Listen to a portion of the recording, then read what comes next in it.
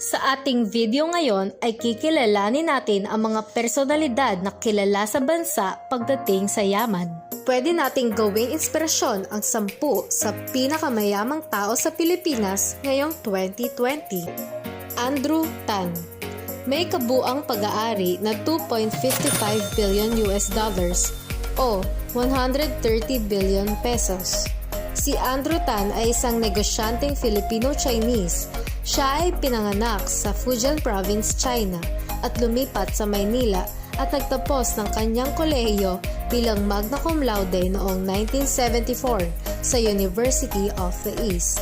Siya ang nagmamay-ari ng Alliance Global na isang kumpanya na nagtayo ng mga negosyo na may kinalaman sa pagkain at inumin, gaming, fast food restaurants at real estate. Kabilang sa kanyang mga negosyo ang Mega World Corporation na gumagawa ng samot-saring mga gusali at komunidad na ginagawang mga mall, opisina, hotel, resorts, pasugalan, condominium at mga bahay. Siya rin ang nagmamay-ari ng Empire East Land Holdings Incorporation at SunTrust Properties na gumagawa ng mga condominium. Sa kanya rin ang kilalang-kilala natin na Emperador Brandy na naging best-selling brandy sa buong mundo noong taong 2006. Isa rin siya sa may-ari ng Golden Arches Development Corporation na nagpapatakbo ng fast food chain na McDonald's sa ating bansa. Ika-9, T Siblings. May kabuang pag-aari na 2.6 billion US dollars o 133 billion pesos. Ang magkakapatid na sina Arthur, Alfred, Alessandra at Anjanette ang mga anak ng kanilang namayapang ama na si George T. Sila ang nagmana ng GT Capital Holdings Incorporated na itinatag ng kanilang ama na nagmamay-ari ng iba't ibang negosyo sa iba't ibang industriya.